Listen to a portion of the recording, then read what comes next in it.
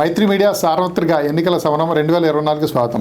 విశాఖ పశ్చిమ నియోజకవర్గానికి సంబంధించి విశ్లేషించడానికి మనతో పాటు ఉన్నారు హిందూ అలాగే ఇండియన్ ఎక్స్ప్రెస్లో అసిస్టెంట్ ఎడిటర్గా పనిచేసిన సీనియర్ మోస్ట్ జర్నలిస్ట్ అలాగే రాజకీయ విశ్లేషకులు శ్రీ జి జనార్దన్ గారు. Sir welcome sir. నమస్తే సార్. విశాఖ పశ్చిమ నియోజకవర్గం 2009లో ఏర్పడినప్పటి నుంచి అక్కడ విశాఖ పశ్చిమలో నెలకొన్న రాజకీయ పరిస్థితులు ఎలా ఉన్నాయి, వాటి గురించి మీరు చెప్పండి.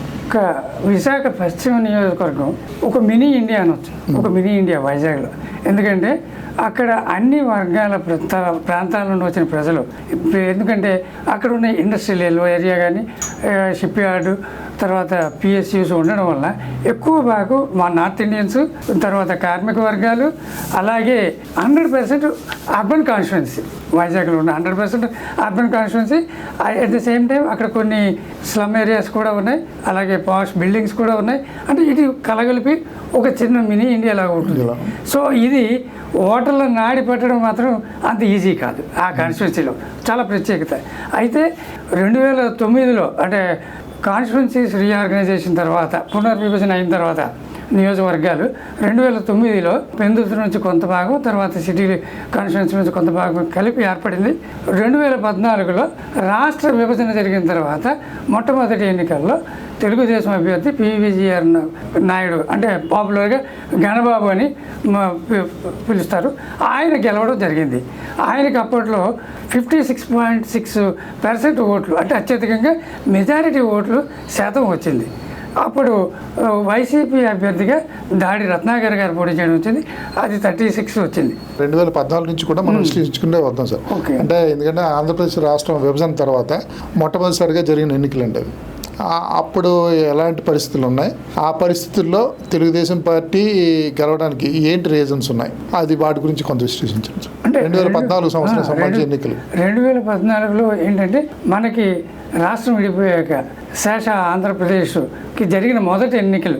ఆ మొదటి ఎన్నికల్లో మనకి రాజధాని లేదు, తర్వాత డెఫిసిట్ బడ్జెట్తో స్టార్ట్ అవుతుంది.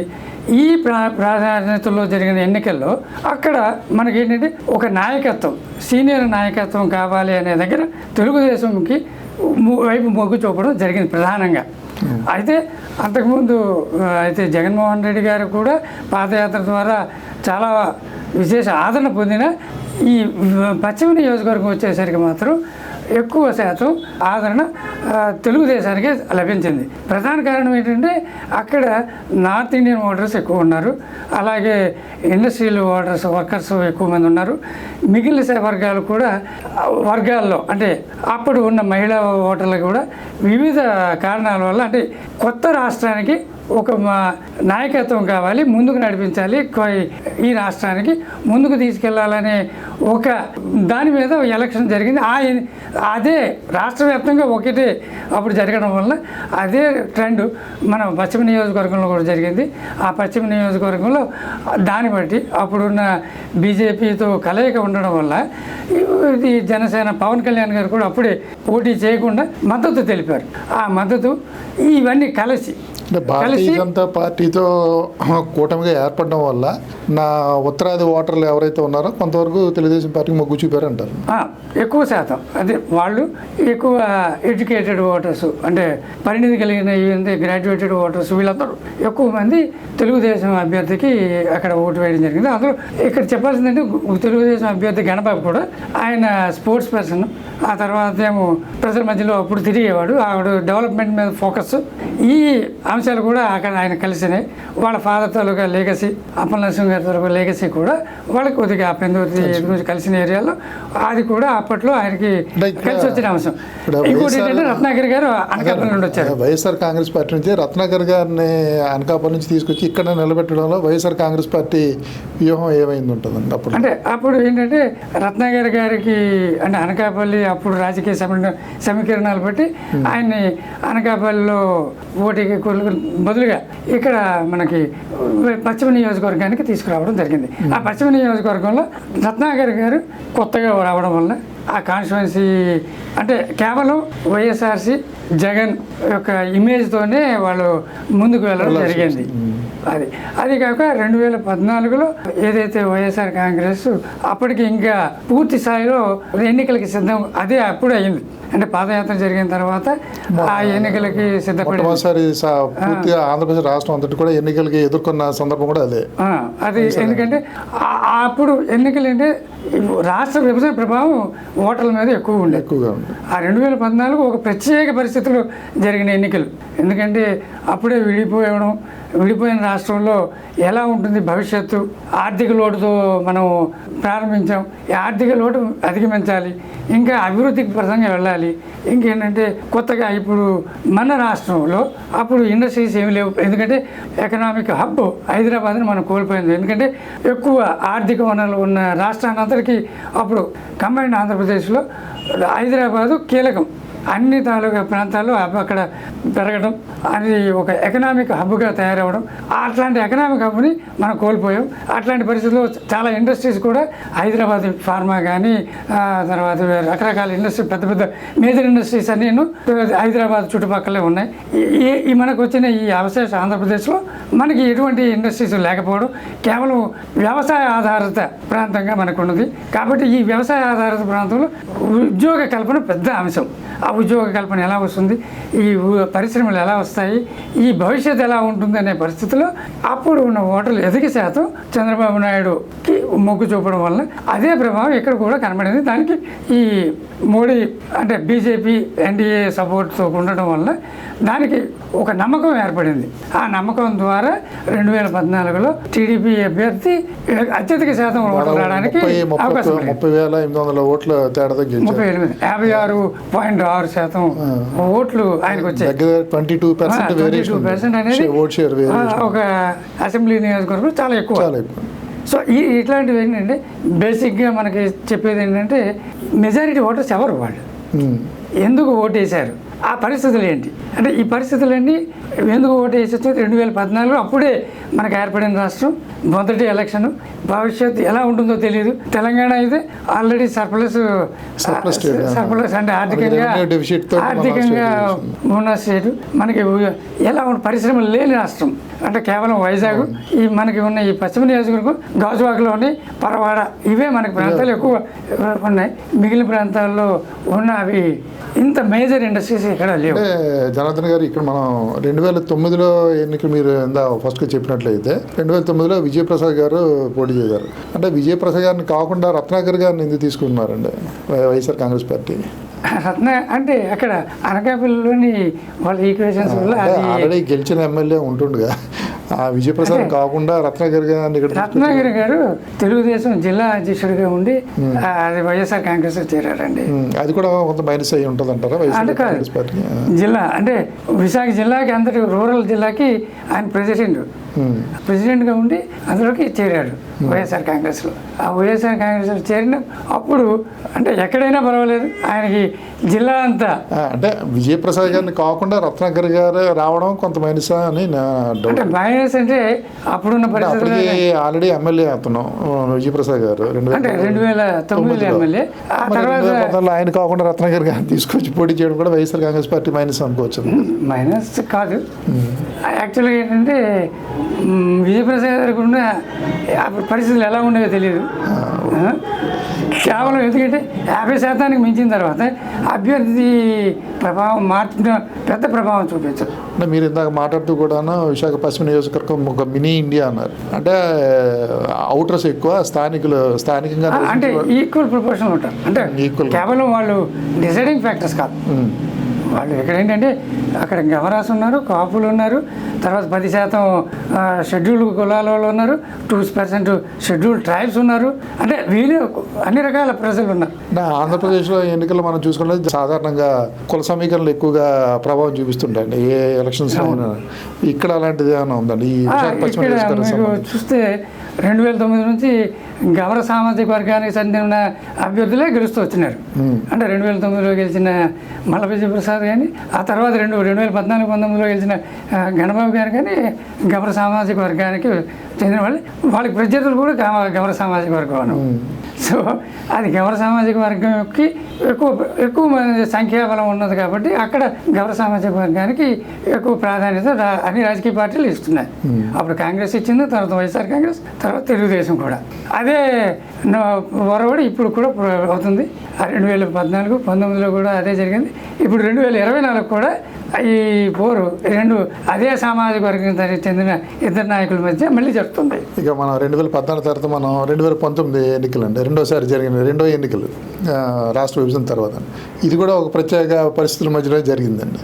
మన రాష్ట్రం మొత్తంగా మనం చూసుకున్నట్లయితే ఎలాంటి పరిస్థితులు ఉన్నాయో అందరికీ తెలిసిందే. అప్పుడు వైఎస్ జగన్మోహన్ రెడ్డి గారు ఒక్క ఛాన్స్ అన్న దీని మీద రాష్ట్రం అంతా కలిపి ఏకదాటిగా ఒకే వైపు మొత్తం వచ్చినా సరే కూడాను విశాఖ పశ్చిమ నియోజకవర్గం వచ్చేసరికి మళ్ళీ కన్నబాబు గారు ఇక్కడ విజయం సాధించారు.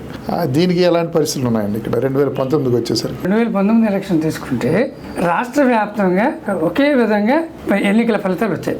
ఎందుకంటే 151 నియోజకవర్గాల్లో వైఎస్ఆర్ కాంగ్రెస్ గెలవడం జరిగింది. తెలుగుదేశం 24 స్థానాల్లో ఆగిపోయింది. అందులో కేవలం వైజాగ్ సిటీ మాత్రం మొత్తం 4 స్థానాలు కూడా తెలుగుదేశం గెలుచుకుంది. అయితే ఒక విషయం మనం గుర్తుపెట్టుకోవాలంటే ఉత్తరాంధ్ర తెలుగుదేశానికి కొంచెం అంటే ఎన్టీఆర్ స్థాపించిన తర్వాత ఎక్కువ మంది తెలుగుదేశం నుండి ఎక్కువ మంది నాయకులు ఉత్తరాంధ్ర నుండి ఉన్నారు.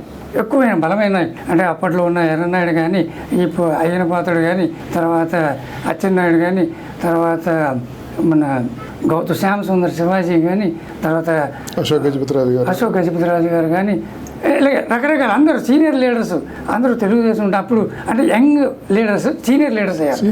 ఇంకొకటి ఏంటంటే వేరే ప్రాంతాల్లో తెలుగుదేశం నుంచి వేరే పార్టీలకు మారిన నేపథ్యం ఉంది. కానీ తెలుగుదేశంలోనే ఉండే నాయకులు ఎక్కువ మంది సీనియర్ నాయకులు తెలుగుదేశం అంటిపెట్టుకున్నారు. కేవలం కారణం ఏంటంటే ఇక్కడ తెలుగుదేశానికి స్థానబలం ఎక్కువ ఉంది.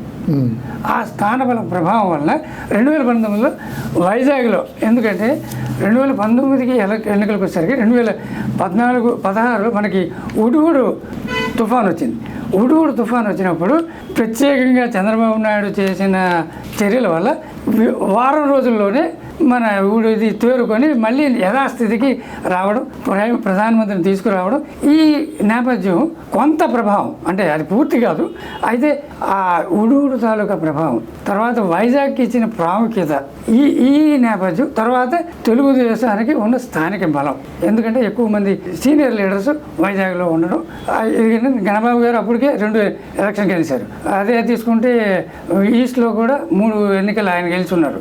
ఇట్లా అనమాట. అంటే నార్త్ ఒకటి, ఎందుకంటే బీజేపీకి అప్పుడు ఇచ్చారు మొదటి ఎలక్షన్లోని కూటమిలోకి ఇవ్వడం.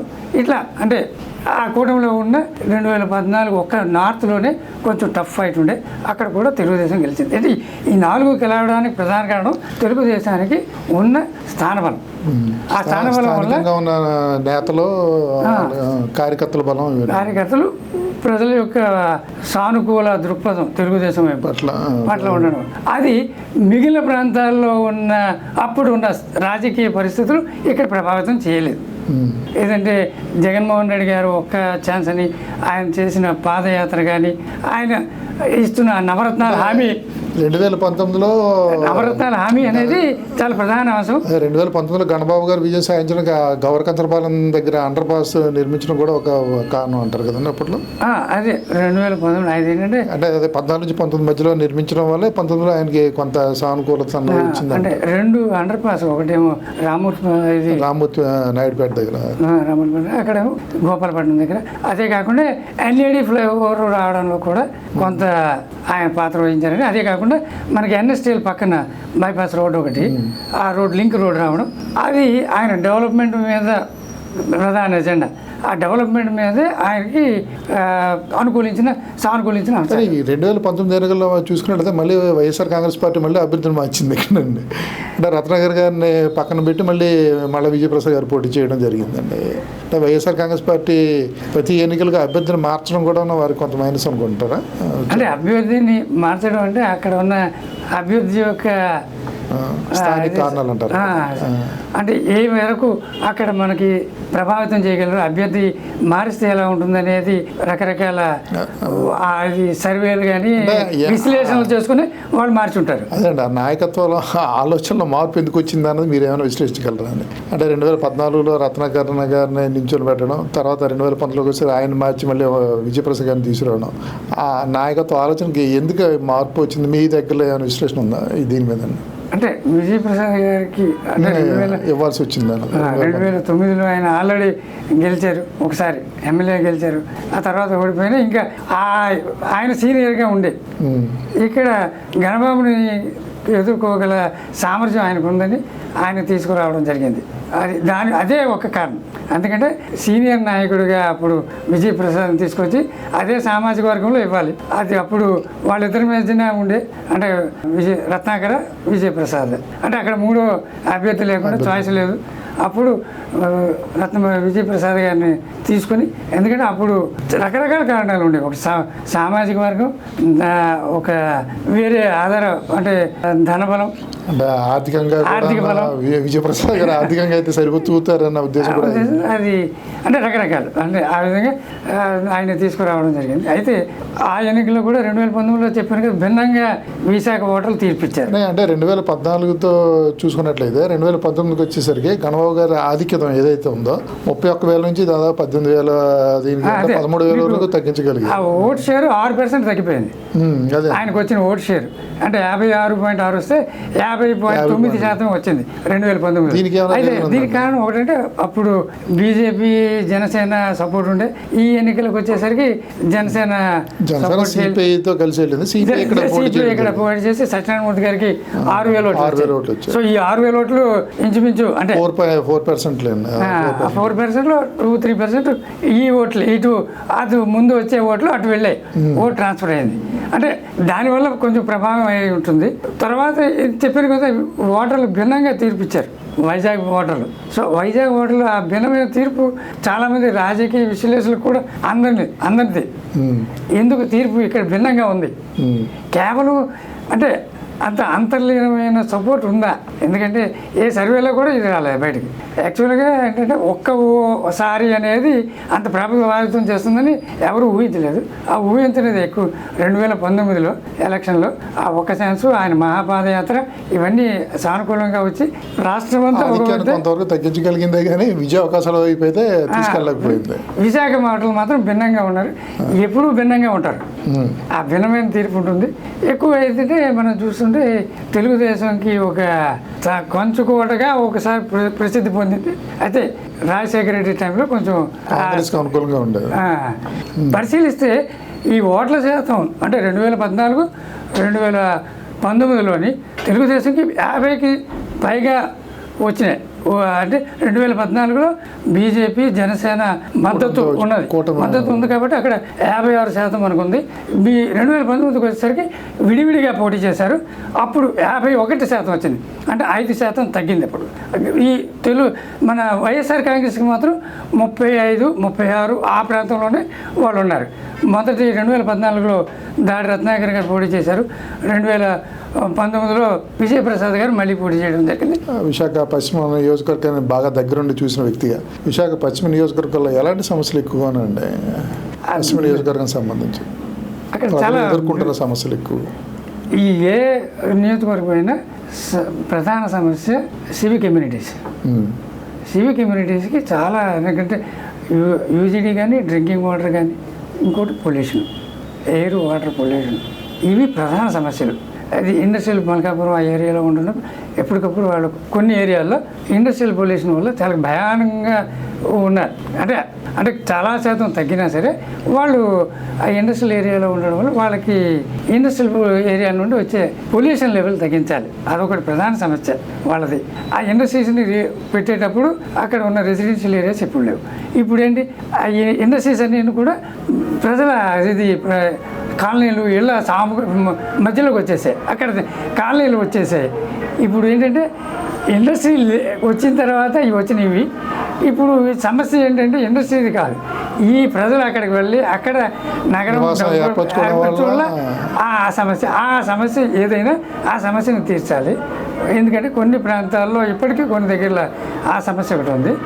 ఈ రోడ్లు కానీ నిర్మించుకోవడం, తర్వాత ఏంటంటే వాటర్ ప్రాబ్లం కొన్ని ఏరియాలో ఉంది, తర్వాత యూజీడీ కలపడం వల్ల డ్రైనేజ్ సమస్య, ఇలాంటి సివిక్ సమస్యలు ఎక్కువ శాతం ఉన్నాయి.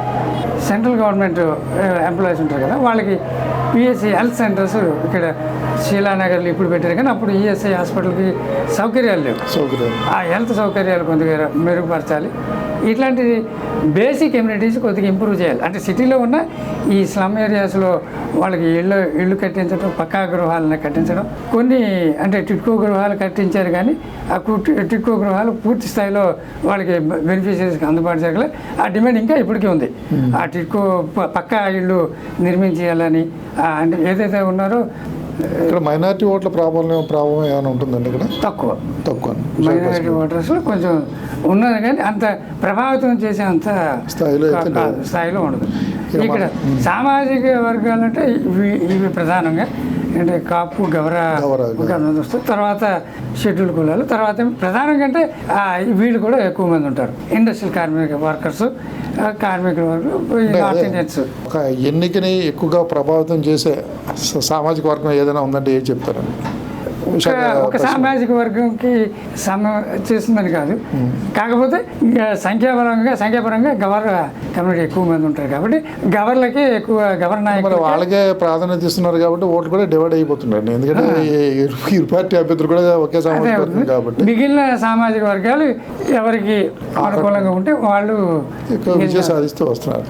ఇక మనం ప్రస్తుత ఎన్నికలు 2024 ఎన్నికలు కానీ చూసుకున్నట్లయితే ఇక్కడ వైఎస్ఆర్ కాంగ్రెస్ పార్టీ నుంచి ఆడారి ఆనంద్ కుమార్ గారు పోటీ చేస్తున్నారు. అలాగే ఇక తెలుగుదేశం పార్టీ నుంచి గణబాబు గారు మూడోసారి పోటీ చేస్తున్నారు. ఇప్పుడు ఎలాంటి పరిస్థితులు ఉన్నాయి దాని గురించి చెప్తారు. 2024 ఎన్నికలు ప్రధాన పార్టీలు ఉన్న తెలుగుదేశంకి, జనసేనకి, వైఎస్ఆర్ కాంగ్రెస్కి రాష్ట్రంలో కీలకం. వాళ్ళ భవిష్యత్తుకి ఈ ఎన్నికల్లో గెలవకపోతే వాళ్ళ భవిష్యత్తు ప్రశ్నార్థకంగా మారుతుంది. అందుకు ప్రతి పార్టీ ఈ ఎన్నికలను ప్రతిష్టాత్మకంగా తీసుకొని ఎన్నికల్లో విజయానికి దిశగా ఏవేవి తీసుకోవాలో అన్ని చర్యలు తీసుకుంటున్నారు. ఏ అవకాశం కూడా వదలట్లేదు. రెండు పార్టీలు కూడా ఇప్పుడు కూటమి, వైఎస్ఆర్ కాంగ్రెస్ కూటమి ఏర్పడడానికి కూడా వాళ్ళ ఒకటే కారణం, వైఎస్ఆర్సీని విడిగా ఒక్కొక్కరు విడిగా ఉంటే ఎదుర్కోలేరు, కూటమిగా ఉంటేనే వైఎస్ఆర్సీని ఎదుర్కోగలం. జగన్ యొక్క ప్రభావాన్ని ఏదైతే నవరత్నాలు కానీ అది మిగిలిన వెల్ఫేర్ రాజ్యంగా మార్చిన ఓటర్లని కానీ ఆయనకున్న బలాన్ని ఎదుర్కోవడానికి మూడు పార్టీలు ఉమ్మడిగా ఉంటేనే ఎదుర్కోగలమని ఒక నమ్మకం కలగడం వల్ల ఒక కూటమిగా ఏర్పడి వాళ్ళకు కూడా ఇది భవిష్యత్తుకి ఇది ఒక మెట్టు. ఎందుకంటే వాళ్ళ భవిష్యత్తు స్వజంలో ఎన్నికల్లో గెలవాలి. ఈ తెలుగుదేశం, జనసేన వాళ్ళ రాజకీయ ప్రస్థానంలో ఇది ఒక మలుపు.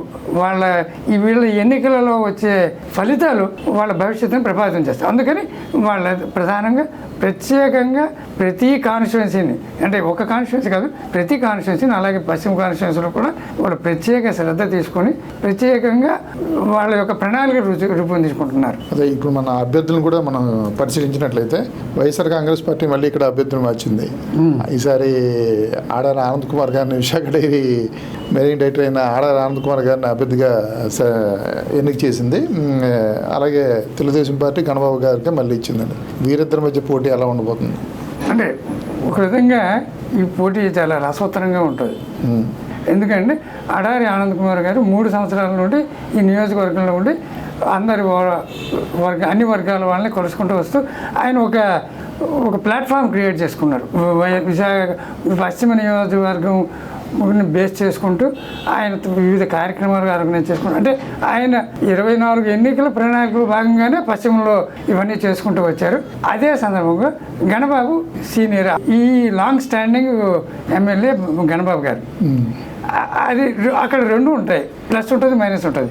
ఎక్కువ లాంగ్ స్టాండ్ ఉంటే కొంచెం మైనస్ ఉంటుంది. అదే సమయంలో ఆయన చేసిన అభివృద్ధి, ఏదైనా అభివృద్ధి చేస్తే గణబాబు చేశారు అనే ఒక పేరు ఉంటుంది. ఇక్కడ ఏదైనా వెల్ఫేర్ చేశారంటే ఇక ఆనంద్ గారికి ఉంటుంది. 2019-24కి ఎన్నిక అయిన తర్వాత గణబాబు గారు ప్రజల్లో అంతగా కనపడలేదన్న ఒక విమర్శ అయితే ఉంది కదా.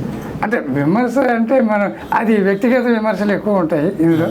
ఎందుకంటే ఎవరైనా రాజకీయ నాయకుడు ప్రజల్లోనే ఉంటేనే మనుగడ. ఎన్నికలకు వస్తే గతంలో 2000 ఒక ఎన్నిక అవగానే 5వ సంవత్సరంలో వచ్చిన నాయకులను ఎవరు ఆమోదించే పరిస్థితి ఇప్పుడు లేదు. ప్రజల్లో ఉండాలి. ఇప్పుడు వివిధ రాజకీయ పార్టీల ప్రోగ్రాంలు కూడా గడప గడపకనే, లేకపోతే గృహానికి వెళ్ళడం అనేది, ప్రతి వార్డుకు విజిట్లు, ఇవన్నీ ఏంటంటే ప్రజల్లో ఉండడం ద్వారా ఆ నాయకుడి మీద నమ్మకం కలిగించడానికి. ఏ నాయకుడికైనా ఉండాలి. కాకపోతే గణబాబు కొద్దిగా అంటే మీరు ఇందాక మాట్లాడుతూ కూడాను ఆడారి ఆనంద్ కుమార్ గారు 2019 తర్వాత ఏదైతే విశాఖ పశ్చిమ నియోజకవర్గం సమన్వయకర్తగా ఆయన్ని నియమించిన తర్వాత ప్రజలను ఉంటూ ఏదైతే 2014-19లో మిస్ అయిపోయారో దాన్ని ఇప్పుడు ఈయన క్యాడర్ని డెవలప్ చేసుకుంటూ వెళ్తున్నారు అన్న ఇది కూడా ఉన్నది కదా. అంటే ఆయన 3 సంవత్సరాలు మాత్రం ఇక్కడే ఉండి వివిధ వర్గాలకి ఆయన కొంచెం సొంత నిధులతో కూడా కొంత అది అడ్వాంటేజ్ ఏమైనా ఉందండి ఈ ఎలక్షన్లో చూపించే అవకాశం ఉందా? ఈ ఎన్నికల్లో కొంత మేరకు ఉంటుంది. అంటే పూర్తిగా ప్రభావితం చేస్తామని చెప్పలేము. అయితే ఇక్కడ ఇంకొకటి ఏంటంటే 2 కారణాలు ఉంటాయి. ఒకటి ఏంటంటే ఇప్పుడు 2 అంశాలు తెర మీదకి వస్తాయి. అభివృద్ధి కావాలా, సంక్షేమం కావాలా. ఇప్పుడు ఏంటంటే ఇప్పుడు ఏదైతే ఉన్నాయో సంక్షేమ కార్యక్రమాలు, ఆ సంక్షేమ కార్యక్రమాలను తీయలేరు. ఇప్పుడు సంక్షేమ కార్యక్రమాలతో ముందుకెళ్తే రాష్ట్ర అభివృద్ధి ఏంటి, ఈ రెండుని సమన్వయపరిచి బ్యాలెన్స్ చేసుకుని నాయకత్వం గురించే ఆలోచిస్తారు. అంటే డెవలప్మెంటు, సేమ్ టైం వెల్ఫేరు, ఈ 2 కూడా ఈ ఎన్నికల్లో ప్రభావితం చేస్తాయి. ఈ మధ్య జరిగిన రాష్ట్ర ముఖ్యమంత్రి జగన్మోహన్ రెడ్డి గారి బస్సు యాత్ర ఇదేమైనా ప్రభావం చూపించే అవకాశం ఉంది? విశాఖ పశ్చిమ నియోజకవర్గంలో కొంచెం ఎక్కువ స్పందన వచ్చింది. అంటే మిగిలిన ప్రాంతాల్లో కంపేర్ చేస్తే ఏమాత్రం ఎఫెక్ట్ ఉండబోతుందండి? అది ఉంటుంది. అయితే దీని తాలూకు ప్రభావాన్ని వాళ్ళు రాబోయే 20 రోజులకు కూడా అది సస్టైన్ చేయాలి. దానికి వాళ్ళు ఆ పార్టీ, ఇది వైఎస్ఆర్ కాంగ్రెస్ నాయకత్వం దాన్ని కొనసాగింపుగా మరిన్ని కార్యక్రమాలు చేయాలి. ఏదైతే ప్రజల్లో ఉన్న అభిమానాన్ని, లేకపోతే నాయకత్వం మీద ఉన్న నమ్మకాన్ని, వాళ్ళు దాన్ని స్ట్రెంథెన్ చేసే దిశగా ముందుకు వెళ్ళాలి. ఆ సాగదీసే విధంగా కార్యక్రమాలు కానీ ప్రజల్లోకి వెళ్ళడం కానీ వాళ్ళకు ఒక భరోసా ఇవ్వాలి. కేవలం అంటే వాళ్ళ యాస్పిరేషన్స్ ఏంటి, వాళ్ళకి ఏం కావాలి, వాళ్ళని తెలుసుకోవాలి. గణబాబు కానీ తెలుగుదేశం కూడా వాళ్ళు కూడా ఇంటింటికి వెళ్ళి ఇంటింటి కార్యక్రమాల్లో అదే బాబు సూపర్ 6 అనే కార్యక్రమం ద్వారా వాళ్ళు కూడా వెళ్తున్నారు. అంటే ఒక వైఎస్ఆర్ కాంగ్రెసే వెళ్ళిందని కాదు, ఇక్కడ తెలుగుదేశం కూడా అదే టైంలో బాబు సూపర్ 6 ప్రోగ్రాంతో ప్రతి వార్డుకి వెళ్ళింది. వార్డుకి వెళ్ళి వార్డులో ఇళ్ళన్నీ తీసుకెళ్ళి ప్రతి వార్డులో కూడా అదే రోజు వాళ్ళు మీటింగ్లు పెట్టుకొని వాళ్ళతో సంప్రదించి వాళ్ళకి ఏం కావాలి అనే ఫీడ్బ్యాక్ కూడా, ఒక గ్రౌండ్ వర్క్ కూడా వాళ్ళు కూడా చేశారు. అంటే ఈ 2024 అనేది ప్రతిష్టాత్మకంగా ఉండడం వల్ల కొంత అడ్వాంటేజ్ అయితే కనబాబు గారికి ఉంది. ఎందుకంటే 3 సార్లు ఎన్నికలు ఫేస్ చేసి వచ్చారు కాబట్టి ఆయన లోటుపాట్లు అనేవి తెలుస్తాయి. ఇక్కడ మనకి ఇంకో ప్రభావం ఏంటంటే ఇప్పుడు బీజేపీ అదే ఎన్డీఏ సపోర్ట్ ఉండడం కొద్దిగా ఈ తెలుగుదేశంకి సానుకూలించే అవకాశం. ఇక్కడ అభ్యర్థి పరంగా ఆనంద్ ఉండడం, తర్వాత వెల్ఫేర్ వైఎస్ఆర్ కాంగ్రెస్ ఉండడం, ఇది వైఎస్ఆర్ కాంగ్రెస్. 2 పార్టీల అభ్యర్థులు ఎవరైతే ఉన్నారో గణబాబు గారు కానీ ఆడారి ఆనంద్ గారు, మీరు అబ్జర్వ్ చేసింది ఈ 2 అభ్యర్థులు ఎవరి బలాలు ఏంటి, బలహీనతలు ఏంటి ఒకసారి చెప్తే? బలాలు అంటే గణబాబు కేవలం డెవలప్మెంట్ ఏజెండా, ఆయన చేసిన డెవలప్మెంట్ మీదే ఆయన ఫోకస్ చేస్తున్నారు. ఏం చేస్తున్నారు అనేది ఇంకా ప్రజలకి ఇంకా వివరంగా చెప్పాల్సిన అవసరం ఉంది. ఎందుకంటే ఆయన ప్రత్యక్షంగా ఆయన చెప్తారు. అంటే అండర్ పాస్లు చేశాను, ఎన్ఐడి ఫ్లైఓవర్ వచ్చింది, బేసిక్ కమ్యూనిటీస్ పెరిగాయి, తర్వాత ఏమో హై స్కూలు కాలేజ్ గ్రౌండ్ కానీ కొన్ని ఈ స్పోర్ట్స్ ఫెసిలిటీస్ పెంచడంలో ఇవన్నిటిలో ఆయన చురుకైన పాత్రగా వహించారు. అయితే ఆ చురుకైన పాత్ర అంతటితో కాకుండా భవిష్యత్తులో ఏం చేయబోతున్నాడు, కాన్స్టిట్యున్సీని ఎలా ఇంకొంచెం ముందుకు ఎలా అభివృద్ధి చెందుతుంది అనేది ప్రజల్లోకి ఆయన తీసుకెళ్లాల్సిన అవసరం అయితే ఉంది. అలా తీసుకెళ్ళగలిగితేనే ఆయన కొద్దిగా ఏమైనా భవిష్యత్తులో ఆయనకి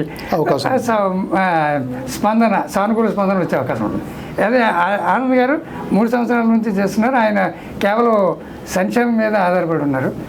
సంక్షేమం కాకుండా అభివృద్ధి ఎలా తీసుకెళ్తారు? ఇప్పుడు ఏంటంటే వైఎస్ఆర్ కాంగ్రెస్ వాళ్ళు చెప్తున్నారు డబుల్ ఇంజిన్ గవర్నమెంట్, తెలుగుదేశం చెప్తుంది, పార్టీ చెప్తుంది డబుల్ ఇంజిన్ గవర్నమెంట్. ఇక్కడ టీడీపీ, ఇక్కడ బోత్ ఎన్డీఏ గవర్నమెంట్స్ ఉంటే ఆ గవర్నమెంట్ల ద్వారా నిధులు తీసుకొచ్చి డెవలప్ చేస్తారు. ఇక్కడ వీళ్ళు చెప్పాల్సింది ఏంటంటే వీళ్ళు ఎలా నిధులు రాబట్టగలరు, వెల్ఫేర్కి ఎలా ఖర్చు పెడతారు, డెవలప్మెంట్కి ఎలా ఖర్చు పెడతారు, డెవలప్మెంట్కి ఎక్కడి నుంచి నిధులు తీసుకొస్తారు. మీ అబ్జర్వేషన్లో 2024 ఎన్నికల్లో ఏ అభ్యర్థి విజయం సాధించే అవకాశాలు ఉన్నాయి, అలాగే విజయం సాధించలేనకుండా ఉన్న అభ్యర్థికి ఏం చేయగలిగితే ఆ విజయ అవకాశాన్ని అందిపుచ్చుకునేవచ్చు?